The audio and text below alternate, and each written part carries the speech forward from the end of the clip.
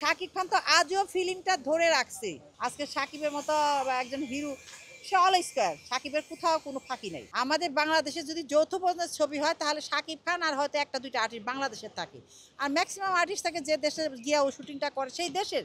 মানে আমি যেটা করে খাই এটা আমার কাছে বেস্ট। টাকা দিয়ে তো সম্মান আসে না। তো আমার কাছে কোনোটাই ভিন্ন না। এটাও আমার অভিনয়ের জায়গা, ওটা আমার অভিনয়ের জায়গা। প্রত্যেকটা আর্টিস্টই যখন ফিল্মে আসে তখন তো সে অভিনয় জেনে আসে না। যেমন আমি ব্যক্তিগতভাবে আমি কিন্তু ফিল্ম অভিনয় জেনে আসি নাই। আমি অভিনয় করব আমার মনে একটা ক্ষুধা ছিল। এখানে এসে অভিনয় করতে গিয়ে যখন দেখলাম আমার সিনিয়র আর্টিস্টরা কীভাবে করে, দেখতে দেখতে দেখতে দেখতে আস্তে আস্তে হয়তো বা আমি এই পর্যন্ত আসছি। তারপরেও আমার মনে হয় এখন আমি অভিনয় শিখি নাই, আমার আরও অনেক শেখা বাকি আছে।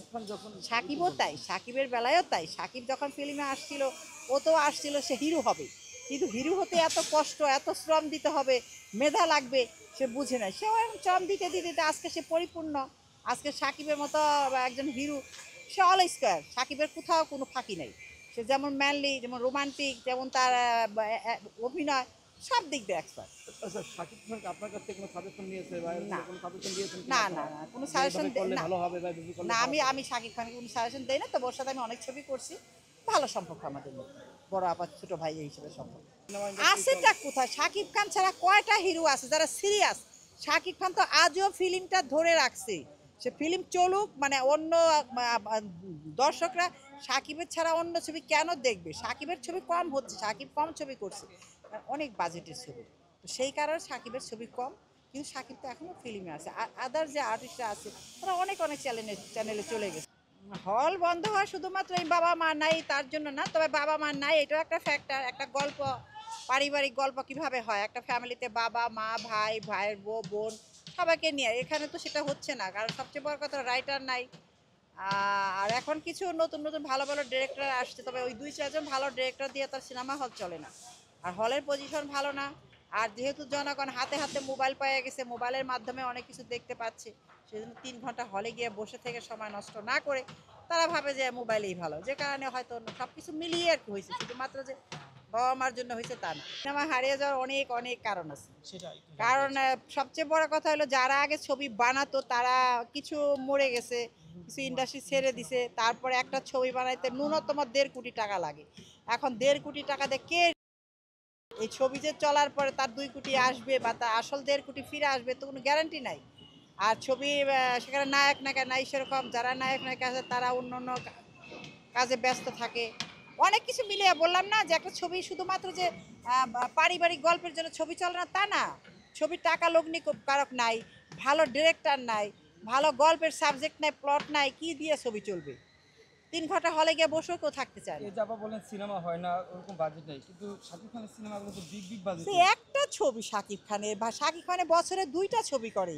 এখন শাকিব ভাইয়ের ছবিতে কয়টা ছবিতে মা বাবা আছে? শাকিব ভাইয়ের ছবিতে কয়টা ছবিতে বাবা মা আছে? আর শাকিব ভাই তো ম্যাক্সিমাম বাইরে করে। আমাদের বাংলাদেশে যদি যৌথ প্রযোজনার ছবি হয় তাহলে শাকিব খান আর হয়তো একটা দুইটা আর্টিস্ট বাংলাদেশের থাকে। আর ম্যাক্সিমাম আর্টিস্ট থাকে যে দেশে গিয়া ও শুটিংটা করে সেই দেশের। এটা আমেরিকা হোক, ইন্ডিয়া হোক, অন্য কোনো দেশে। তো সেখানে এখানকার বাপ মা নেয় না, এখানে একটা ভিলেন নেয় না। এখন আর কোনো কিছুর জন্য আক্ষেপ হয় না, এখন আর কষ্ট পাই না। সিনেমার মানুষের এখন নাটকে না অথচ ওটা, ওটা স্বপ্ন থাকে নাটকের মানুষের একটা বড় না পর্দায় না কাজ না করেন। ওইটা নিয়ে আমার কোনো দুঃখ নেই। সিনেমার মানুষের নাটক তো আমারই জায়গা, তো এখানেও তো আমার অভিনয় করতে হয়। হ্যাঁ, একটু বিগ, একটু মানে বড় আর ছোট এই ডিফারেন্স।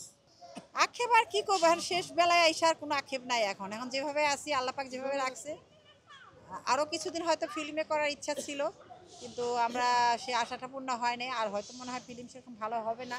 তবে এখন যে মিডিয়া আসছি ইউটিউব চ্যানেলে, এখানে খুব ভালো ভালো কন্টেন্ট করতেছি, ভালো কাজ করতেছি, এখানে ভালো করতেছি। তবে ওইখানকার আফসোসটা এখনো যায়নি আমার। আপু অনেকেই তো ইউটিউবকে ছোট করে দেখে, ছোট চোখে দেখে। আসলে এই ব্যাপারটা নিয়ে আপনি কি বলবেন? না, পুরো ছোটই না। এটাও সেই অভিনয় মিডিয়া, ওটাও সেই অভিনয় মিডিয়া। ওটা হয়তো একটু বড় বিগ মিডিয়া, এটা একটু ছোট। তবে সব জায়গায় একই অভিনয় করতে হয় আমাদেরকে। আর যদি কাজ নাও পাই তাও বদনাম করবো না, যেহেতু আমি এটা করি আজকে আমাকে দুলারি, এইটার মাধ্যমে দর্শক জনগণ আমাকে চিনে। তা আমি তো খারাপ হলেও আমি বলবো না, তবে খারাপ না আমার কাছে। এটা আমার জন্য মানে আমি যেটা করে খাই এটা আমার কাছে বেস্ট। আপু আপনি তো সিনেমাতে অনেক কাজ করেছেন, অনেক বড় বড় ডিরেক্টর সাথে কাজ করেছেন, এখন তো ইউটিউবে অত বড় ডিরেক্টর নয়, ছোট ছোট কাজ। তো আসলে এই ছোট ছোট কাজকে যখন আপনি করতে যান, তখন কি আপনার কাছে মনে হয় না যে আসলে আগে বড় কাজ করতাম এখন ছোট কাজ করি, এরকম কিছু মনে হয় না? না, আমাদেরকে ওখানেও যেমন সম্মান করছে, এখানেও করে, এখানে বেশি করে। ফিল্ম আর্টিস্ট হিসাবে তারা আরো বেশি সম্মান করে।